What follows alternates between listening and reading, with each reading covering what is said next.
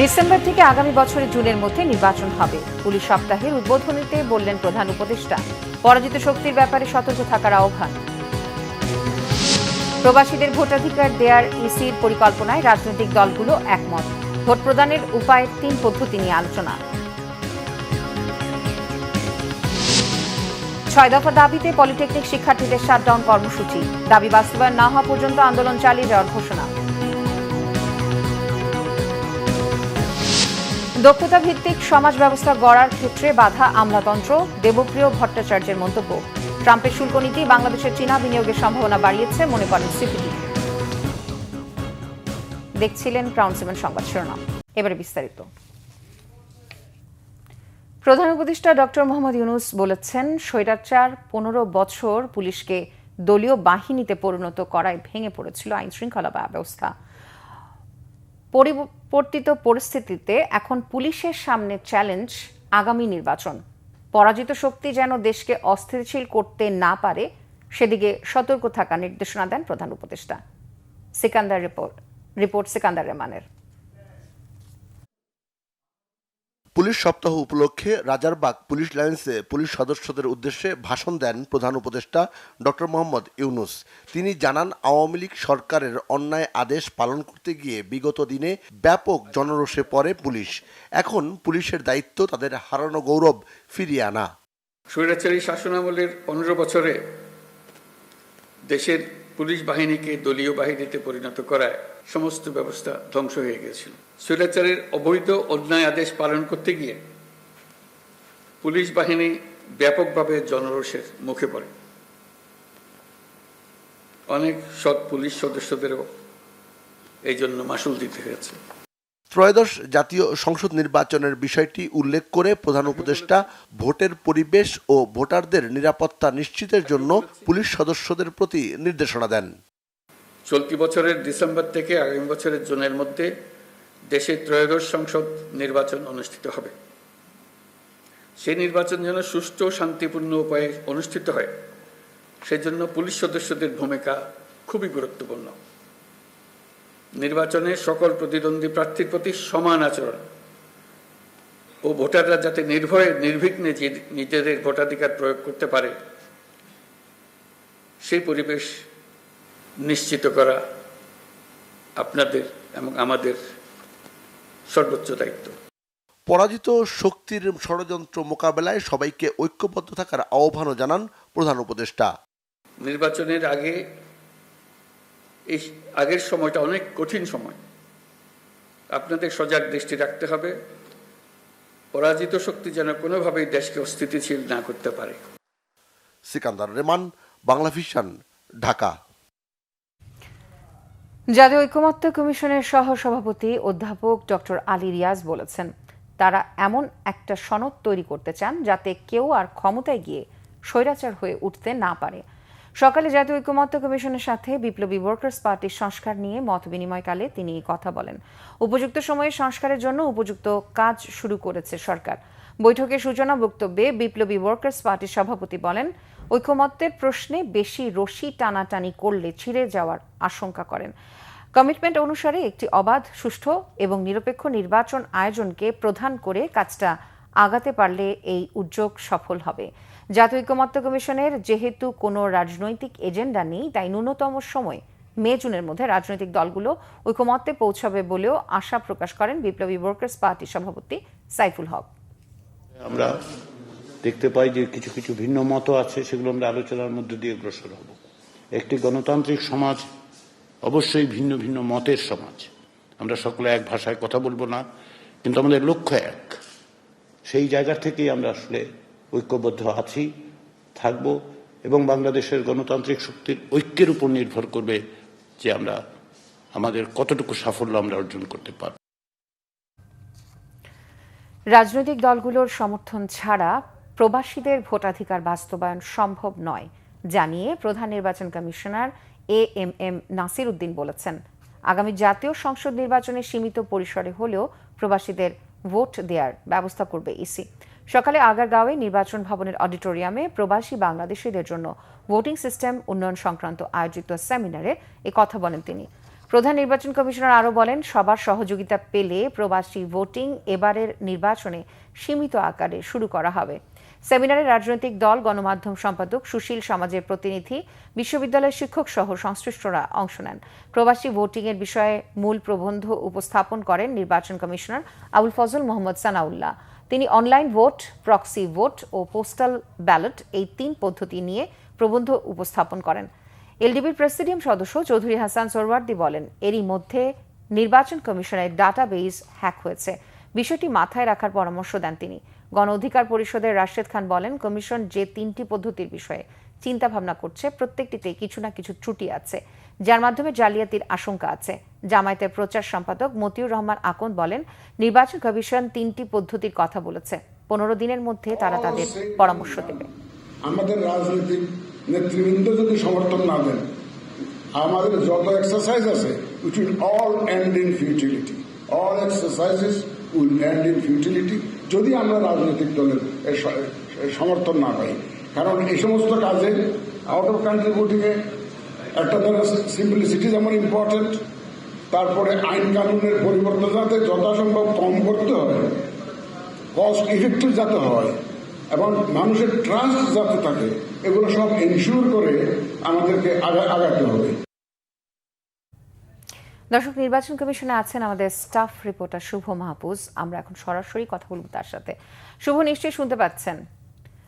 আগামী নির্বাচনে প্রবাসীদের ভোট দেওয়ার বিষয়ে কি আলোচনা হলো? এই বিষয়ে সর্বশেষ কি তথ্য আছে আপনার কাছে? আপনি জানেন যে আজকে সকাল 9টা নির্বাচন কমিশন বেশ কয়েকটি রাজনৈতিক দলের এবং সুশীল সমাজের প্রতিনিধিদেরকে এখানে ডেকেছেন এবং এখানে রয়েছেন মূল বিষয়টা হচ্ছে যে প্রবাসী বাংলাদেশি যারা রয়েছে এখানে নির্বাচন কমিশন বলছে বা তথ্যপত্র অনুযায়ী জানা যায় প্রায় 1.5 কোটি প্রবাসী ভোটার রয়েছে যারা বাংলাদেশের ইতিহাসে 55 বছরে এখন পর্যন্ত তাদের ভোটাধিকার প্রয়োগ করতে পারেনি। তো তাদেরকে যাতে এই ভোটাধিকার প্রয়োগ করানো যায় বা তাদের ভোট যাতে নিশ্চিত করানো যায়, তাদের সেই জন্যই এই সেমিনারের ডাক দিয়েছে নির্বাচন কমিশন। এখানে জামাত ইসলামী রয়েছে, জামাত ইসলামীর প্রতিনিধিরা এসেছেন বিএনপি প্রতিনিধিরা, জাতীয় নাগরিক কমিটির প্রতিনিধিরা এসেছেন, একই সাথে এসেছেন এলডিপি, খেলাফত মজলিস সহ বেশ কয়েকটি রাজনৈতিক দলের নেতাকর্মীরা এসেছেন এই সেমিনারে অংশ নিতে। অনেকেই এরই মধ্যে বের হয়ে গেছেন, যাওয়ার আগে আমাদেরকে তাদের মতামতগুলো দিয়ে গেছেন। এর পাশাপাশি সুশীল সমাজের প্রতিনিধিরাও রয়েছেন, তারা এখন পর্যন্ত কথা বলেনি। আর 3টি পদ্ধতিতে মূলত নির্বাচন কমিশন প্রস্তাব করছে যে প্রবাসীদের ভোটাধিকার প্রয়োগের জন্য। একটা হচ্ছে অনলাইন ভোটিং সিস্টেম, আরেকটা হচ্ছে proxy voting system. Proxy voting system হচ্ছে যে ভোটার সে যেই কাউকে চাইলে তার আত্মীয় স্বজন বা কাউকে নির্বাচিত করলে সেই গিয়ে তার ভোটটা দিতে পারবে। আরেকটা হচ্ছে অনলাইনের মাধ্যমে দেয়া। এই দুটো বিষয়ে কিন্তু রাজনৈতিক দলগুলো বিভিন্ন রকম মত দিয়েছেন। কেউ বলছেন যে প্রক্সির মাধ্যমে হচ্ছে আসলে যে ভোটটা দেওয়া হবে সেটা আসলে সঠিকভাবে দেওয়া যাবে না, বা অনলাইনে দিতে গেলেও সেখানেও দেখা যাচ্ছে যে ভোটের যে জালিয়াতি অর্থাৎ সাইট হ্যাক হলে বা অন্য কোনো জটিলতা দেখা দিলে সেক্ষেত্রে যে জবাবদিহিতা নিশ্চিত বা সঠিক ভোটিং প্রয়োগ সেটি দেয়া যাবে না। কয়েকটি রাজনৈতিক দল বলছে যে অনেকে অপরাধী আছে, বাংলাদেশ থেকে পালিয়ে গিয়েছেন, বা সাইট হ্যাক হলে কিন্তু দেখা যাচ্ছে যে একাধিক ভোট আসতে পারে। এই ধরনের নানান ধরনের মন্তব্য দিয়েছেন রাজনৈতিক দলগুলো। আরেকটা হচ্ছে পোস্টাল ব্যালট সিস্টেম। শুভ, ধন্যবাদ আপনাকে।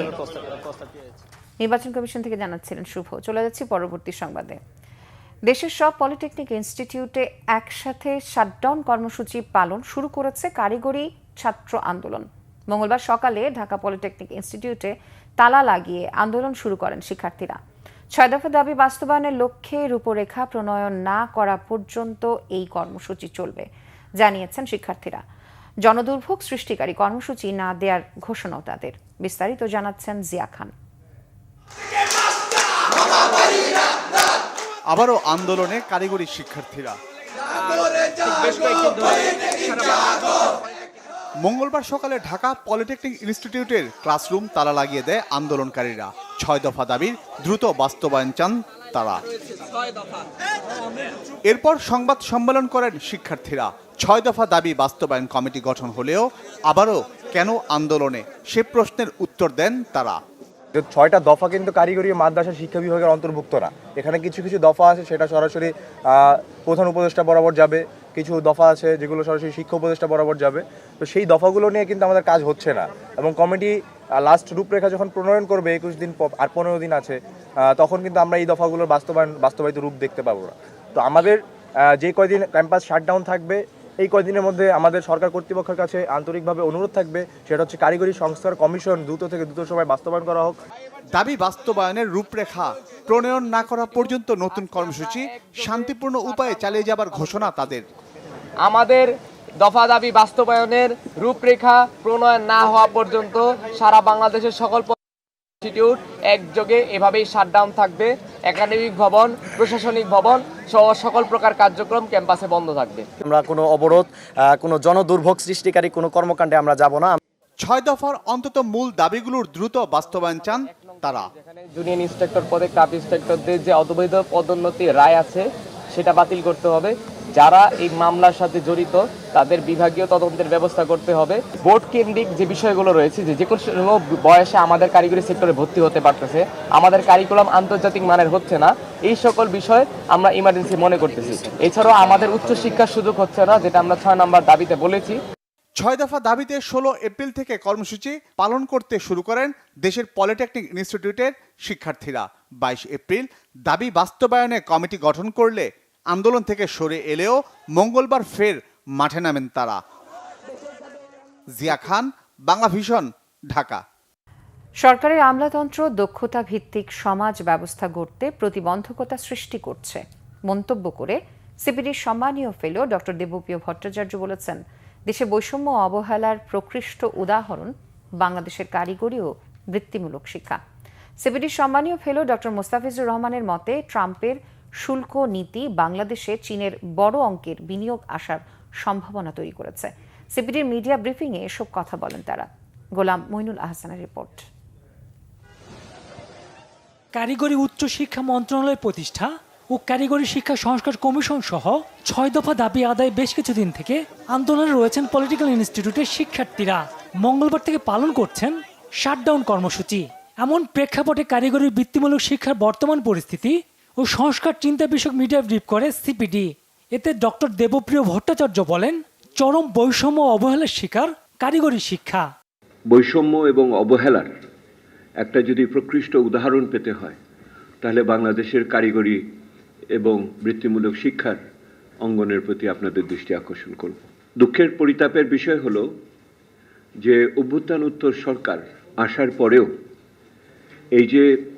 এই শিক্ষার এই ধারাটির প্রতি যে পক্ষপাত দুষ্ট আচরণ এবং এখানে যে সমন্বয় এবং উদ্যোগের অভাব, তা আমাদের খুবই পীড়িত করে। দক্ষতা ভিত্তিক সমাজ গড়তে আমলাতন্ত্র প্রতিবন্ধকতা হিসেবে কাজ করতে বলে মনে করেন সিপিডির এই সম্মানীয় ফেলো। যেই শিক্ষা ব্যবস্থার ভিতর দিয়ে এই আমলা এবং শাসক গোষ্ঠী গড়ে উঠেছে, তার ভিতরে এই যারা কারিগরি এবং বৃত্তিমূলক শিক্ষা নিয়ে আসছে তাদের প্রতিনিধিত্ব অনেক কম। তারা কিন্তু সেই ক্ষমতার লড়াইয়ে আমার এই লোকগুলি বৃত্তিমূলক এবং কারিগরি শিক্ষার আমার শিক্ষার্থীরা যারা বেরোলো তারা কিন্তু হেরে যাচ্ছে। ট্রাম্পের শুল্ক নীতি বাংলাদেশে বিনিয়োগে বড় সম্ভাবনা তৈরি করেছে বলে মনে করেন ডক্টর মোস্তাফিজুর রহমান। তো এখন যেটা আমি দেখি যে সম্ভাবনা সৃষ্টি হয়েছে সেটা হলো যে চীন এখন তার ডাইভার্সিফাই করবে, আমাদের মতো দেশগুলোতে বিনিয়োগ করে তারপরে এখান থেকে মার্কিন যুক্তরাষ্ট্র এবং অন্যান্য দেশে সে রপ্তানি করতে চাইবে, যাতে অতিরিক্ত শুল্কটা দিতে না হয়। দেখবেন চীনের কিন্তু একটা বড় আগ্রহ এখন কিন্তু দেখাচ্ছে। শুধু দক্ষতা ভিত্তিক সমাজ নয়, কারিগরি শিক্ষা সমাজে উদ্যোক্তা তৈরি করতে সহায়ক বলে মনে করে সিপিডি। গোলাম মইনুল আহসান, বাংলা ভিশন, ঢাকা। সংবাদ শেষ করব ক্রাউন 7 শিরোনামগুলো আরো একবার জানিয়ে। ডিসেম্বর থেকে আগামী বছরের জুনের মধ্যে নির্বাচন হবে, পুলিশ সপ্তাহের উদ্বোধনীতে বললেন প্রধান উপদেষ্টা। পরাজিত শক্তির ব্যাপারে সতর্ক থাকার আহ্বান। প্রবাসীদের ভোটাধিকার দেওয়ার ইসির পরিকল্পনায় রাজনৈতিক দলগুলো একমত। ভোট প্রদানের উপায়ে 3 পদ্ধতি নিয়ে আলোচনা। 6 দফা দাবিতে পলিটেকনিক শিক্ষার্থীদের শাটডাউন কর্মসূচি। দাবি বাস্তবায়ন না হওয়া পর্যন্ত আন্দোলন চালিয়ে যাওয়ার ঘোষণা। দক্ষতা ভিত্তিক সমাজ ব্যবস্থা গড়ার ক্ষেত্রে বাধা আমলাতন্ত্র, দেবপ্রিয় ভট্টাচার্যের মন্তব্য। ট্রাম্পের শুল্ক নীতি বাংলাদেশে চীনা বিনিয়োগের সম্ভাবনা বাড়িয়েছে মনে করে সিপিডি। এই ছিল এখনকার মতো। পরে সংবাদ বিকেল 4টায়। এর আগে 3টায় রয়েছে নিউজ টপ 10 দেখার আমন্ত্রণ রইল। ধন্যবাদ এতক্ষণ সাথে থাকার জন্য।